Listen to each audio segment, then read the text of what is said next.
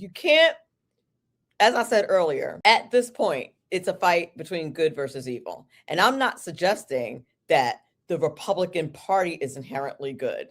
Not suggesting that. Love my party. But what I'm suggesting is that the principles that we're fighting for, particularly as conservatives, those principles are founded in good, no matter how the left tries to twist that up. And so I do think that you have, when you're not operating from that foundation, when you're not understanding the damage, when you are lukewarm about how leftist policies are absolutely damaging, not just the economy, but like literally to mankind, when you're lukewarm about that fact, then you're not going to be vocal. I've had so many people tell me that I was brave, and I'm like, I'm not. I just don't know how to do it any other way. I wish I did. I'd probably be, a wealthy Democrat grifting off of, my fine public speaking. Somebody actually suggested that early on in my political career. That, if you just switch parties, you could write your own ticket. And I was like, well, that's phenomenal, but what would I do with the mirrors in my house? Like, it just goes to show you how mutable their values are.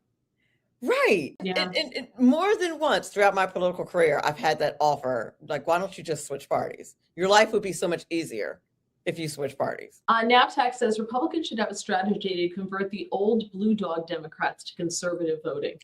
I think we do. That's what Jeff Van Drew is.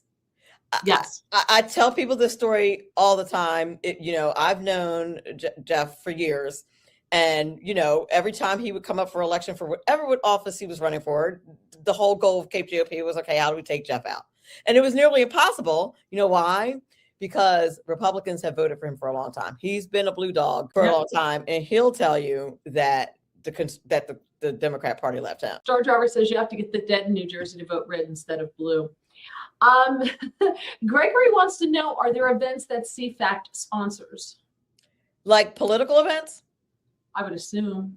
They are technically, I shouldn't say technically, they are nonpartisan. I don't want to get anybody in trouble. They are nonpartisan, but we do go to conservative events like CPAC. We go there. We were at the Erica Kirk, the Turning Point USA event. I'm sure there are events that they sponsor at some point. I have not been to any events that they've sponsored. But that doesn't mean they don't do it. It's a nationwide organization. Oh, it is? Okay. Yes. And actually worldwide. Like, we do stuff all over the world. We go to the UN conventions because those globalists are absolutely out of their mind. The UN conferences, the climate conferences, you have to jump on the cfac.org's page. If you want to know what the globalists are doing and how they're trying to control every aspect of your life. If you want to know, the UN is supposed to be solving wars. I've been calling President Trump like a one-man UN for like all of the second iteration of his presidency. He's doing what the UN is supposed to be doing. One of the things that CFAC does is keep track of the extremists in the climate agenda. And there is not much more activity happening in that realm than at the UN. And at their COP events.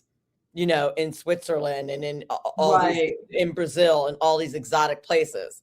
And they are really trying to do some damage.